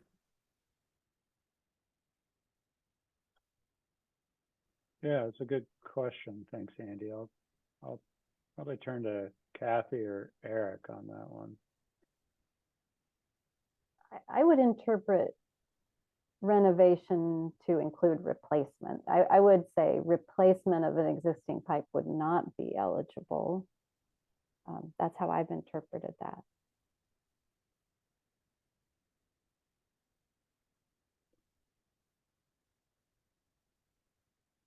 So is there something that we could do? Because I mean, obviously we're replacing, there's a lot of places where pipe gets replaced.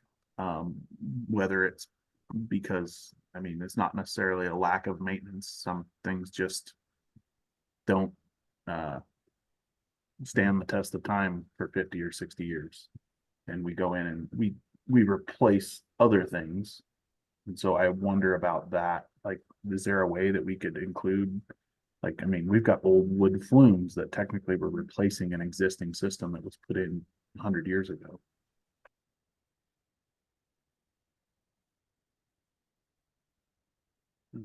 Yeah, interesting. And Annalise in the chat has the term retrofit.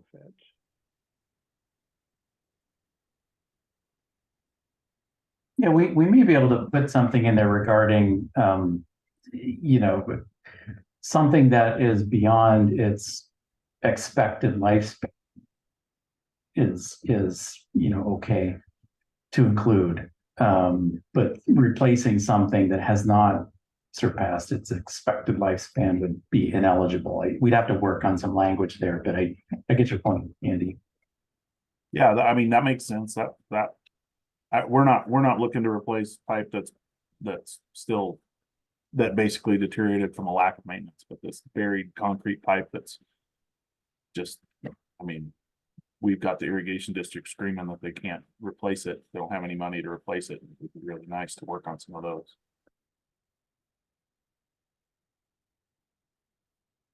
Okay. Yeah, thanks for bringing that up, Andy. Hello.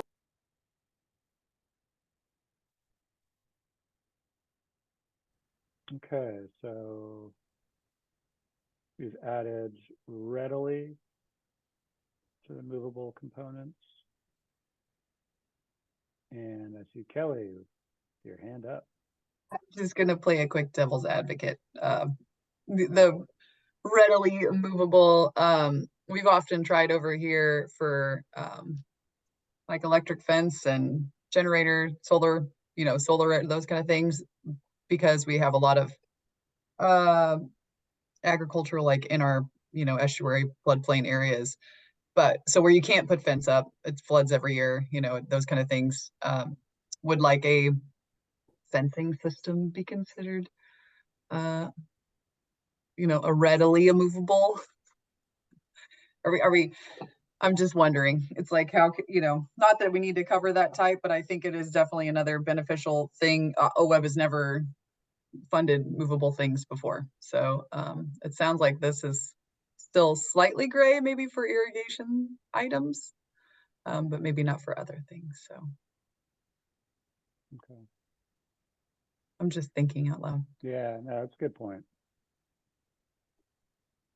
And I think we can. I would back that up, in that, yeah, I feel like sometimes, well, back to the context of irrigation, like in pasture systems, there's really limited options, and sometimes like the K lines are probably the best opportunity for improving systems from like a big gun or hand lines. But yeah, there's sometimes that like the movable parts are going to be the best way to address the resource concern.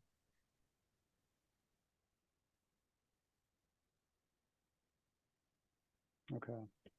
Yeah, we could chew on that language a little bit more in advance of the next meeting.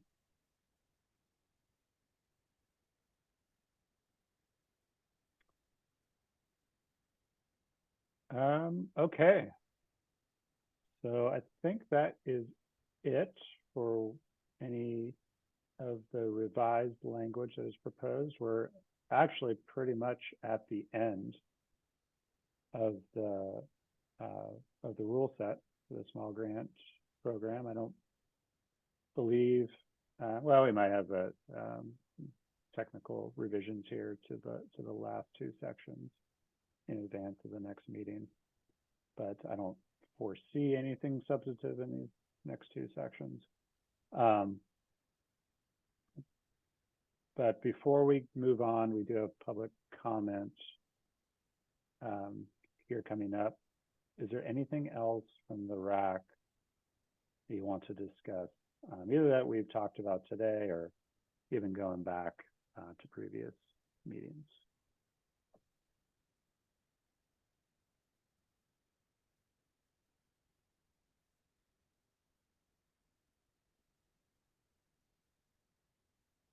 Okay, not seeing. I guess actually I do have one, and it's namely just because we're all in the same room. But like kind of back to the monitoring requirement with on-farm efficiency projects of like as it stands now, I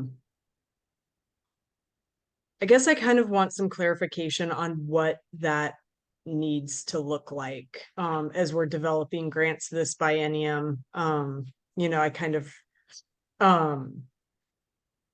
gave you reasons why flow meters are not effective tools. But I guess I'd like to hear from, Eric Williams, Hartstein, Kathy, and everyone else on, what the expectations of measurable water savings and showing that so that these grants are eligible and we're meeting those requirements, but not wasting money or people's efforts. Yeah, thanks, Chris. I think we share similar concerns about not wanting to require something that costs money but is not useful in any way. And when we had the discussion, you brought up alternatives. And so I think that's what we have to look at maybe in coming up with some language for the next meeting around alternatives to the flow meters. Is that not being the only thing? You mentioned specifically soil moisture probes are much more beneficial both for the producer and for measuring watershed benefits. So I think we'll have to take a look at that and come up with some suggestions for you to discuss at the next meeting. Kathy, Eric, I don't know if you have any other thoughts you want to add to that. No, I don't. I think that's good. And we do have, the next meeting is scheduled February 22nd. We'll have a good chunk of time that we could discuss that and any other remaining topics. So I think it's, some homework for OEB staff to come back, work on some language, get back to y'all in advance of the February 22nd meeting. How's that sound, Chris? Yeah, that sounds fine. I guess I'm curious about like in the meantime, I think we have 3 or 5 grants hanging out there that I'd love to not make people put in flow meters. But yeah, if we need to tick that box, I will.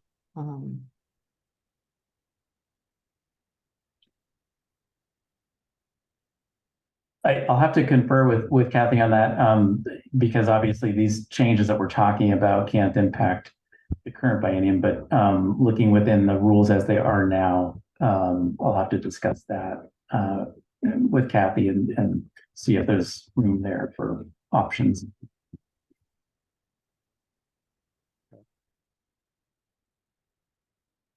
Thanks, Chris.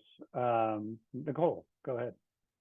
Just a quick question. Thanks, Eric. I think you kind of touched on that, but it was my understanding that these rules would not take effect until the next biennium. Is that correct? Yes. Yeah. Okay, I think thank you. We'd be going to the board for adoption in July of this biennium, but I think the effective date would have to be July 1, 2025 at the beginning of the next biennium. But thanks for asking that.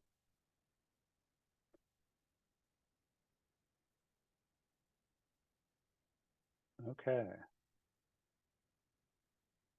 So Rachel, I think we could stop. Yeah, thank you. We're at 11:15, which is the public comment period. We had a good long discussion there.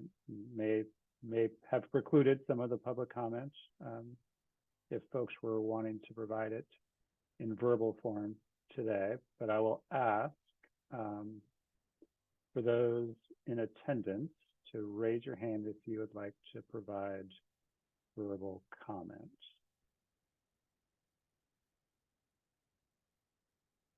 Okay, I see Clancy and Megan.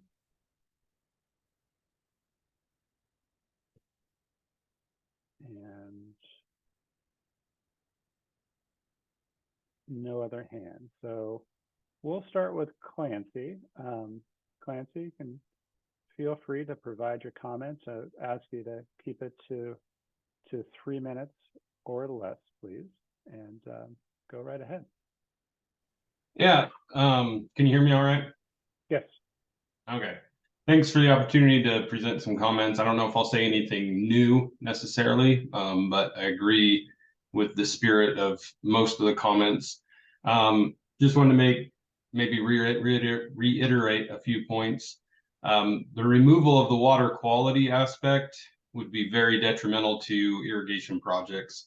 And it would also be detrimental to these 303D listed streams that we're protecting and have made great strides towards reducing the sediments and other contaminants that end up in those streams. It also seemed a little weird to remove the eligibility of these projects, but then still in other language inside of the rules ask that the projects support ag water quality management area plans. That seemed very odd to pull that out and then still say, hey, we want to improve the quality of the ag water. And I think Nicole and a couple others did a very good job of talking about how these benefits are well documented. You wouldn't want to add the extra technical review to such small dollars and oftentimes small acreages that are being affected.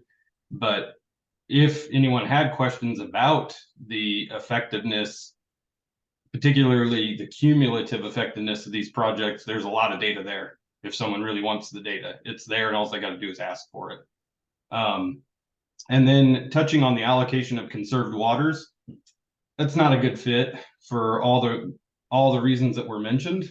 But you know, the scale of these projects, I think, was already hit, and that's the biggest thing. Is all of these projects, the scale of the water savings is within the margin of error of all measurement devices that are on the market now. And I think it was good to note that there's differences in basins, particularly the Oahe. All the saved water, yes, it stays in the reservoir. So it's not technically going into the stream, but on the Oahes, at the critical times in the summer when water temperatures and other things like that are of a huge concern for species and habitat, we already release more water from the reservoir than would be available if the reservoir was not there. Let me reiterate that. We release more water than if it wasn't there most times. And then also the water that we release is 30 to 40 degrees cooler than the water that would be in stream without the reservoir. And that water would not be habitable for any fish species at 80 plus degrees, really, in any kind of real way. Any species that is there now or any species that would have been there before. So to make it required that you kind of arbitrarily put water in stream that doesn't have a specific purpose, I mean, it's just kind of bananas, really. And then trying to track that, not just on like a flow measurement type of thing, but for us to try to track these small releases in our reservoir with, in regard to what we're releasing, I mean, it's not possible. I don't even know what technology would have to be developed to make that possible and accurate. So those are my comments. I think they, basically reiterate a lot of things that were already said, but I think the key that I'd like to point out is you can't get too defined on these small dollars, because you have to paint them with a broad brush in order to make cumulative effects. If you're trying to make one project effects, you need to go through, big things that are measurable on a one project deal. They're bigger projects. They're not things that you're going to be asking for $15,000 for. And $15,000 aren't going to cost, that's not going to cover the paperwork on the big projects that are going to be measurable. So thanks. Okay. Thank you for those comments, Clancy. Really appreciate it. Megan, go ahead.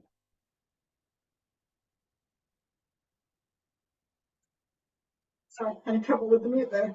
Hi, good morning. My name is Megan Saunders. I'm the Watershed Project Manager for Farmers Irrigation District in Hood River. And I am commenting specifically on the proposed requirements that you guys talked about today. And I'm glad to hear that maybe you aren't proposing more for the allocation of conserved water or similar protection mechanisms. Really appreciated the conversation you have today. And so I think I'm also just supplementing kind of like Clancy was. But so just general background, obviously, like most places in the state, water supply in the Hood River Basin is critical. It's a primary limiting factor for salmon and steelhead. For about the last 2 decades, orchardists and other farmers in the Hood River Valley have used the OWEB Small Grant Program to help with cost share on these on-farm irrigation system upgrades, which improve water use efficiency, water application, and water quality. These upgraded systems are using less water on farm, requiring the irrigation district to divert less water from the rivers, and increasing both that farm and the irrigation district in general's resiliency to both drought and climate change. While there are cumulative impacts, we've definitely seen significant ones over the decades. Each individual project is incredibly small. We're often talking about 1 to 2 irrigation blocks, so out of an entire property, not even the whole property. It's generally 8 to 12 acres at a time. And for reference, Farmers Irrigation District manages about 6,000 acres of water rights, and it has about 2,000 patrons. So the proposed new requirements would result in multiple small, very, very small allocations of conserved water or similar changes to irrigation district water rights for individual properties or portions of properties, which would need to be tracked and managed separately from our other water rights in perpetuity. This would create extremely challenging logistical and managerial issues for irrigation districts, complicating our compliance with water right responsibilities, complicating the field crews' work with patrons on farm, and of course, just complicating patron understanding of their responsibilities in a district. It's a serious burden that really Farmers Irrigation District could not responsibly take on if we're talking about long-term management of our system. As it has been, the OWEB Small Grant Program has been a critical resource to Farmers Irrigation District patrons, as well as patrons of the other irrigation districts in our basin. But it would no longer be feasible for our patrons to access the support if the current proposed rule stayed in effect. So I am hoping, and I am glad to hear it sounds like the conversation's going there, that you guys can continue to support a low barrier, cost-effective, and efficient program that allows local regions to best allocate resources to their needs and individual conditions, as we've been doing in the past. So thank you. Okay. Yeah. Thank you, Megan. We really appreciate you attending today's meeting and providing those comments. It is probably a good segue to note the written comments that were submitted that passed along to the RAC yesterday and again are up on our website. We heard from Farmers Irrigation District, Hood River SWCD, and the Malheur Watershed Council on the irrigation efficiency / water quality concerns that are in the proposed rules. So we'll reiterate or go back further into that, but appreciate the folks that provided those written comments. We also heard from Fran Recht, who is commenting on the reporting obligation requirement that we removed from the small grant rules before a new agreement is issued. So again, we appreciate everybody that provided both written and verbal comments for these proposed rule revisions, and we really take these into consideration. So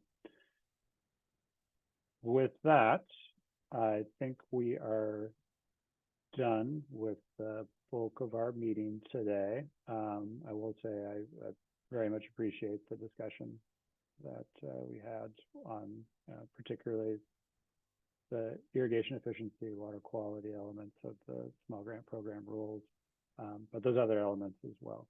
I think this is why we have RACs in place, is to help OWEB with our language and our rules, and it was a great discussion, so thank you. Eric, Kathy, Rachel, anything else to add? Nothing to add except adding on to the gratitude you expressed for all present today. Really appreciate it. Okay. RAC members, anything else on your mind before we wrap up?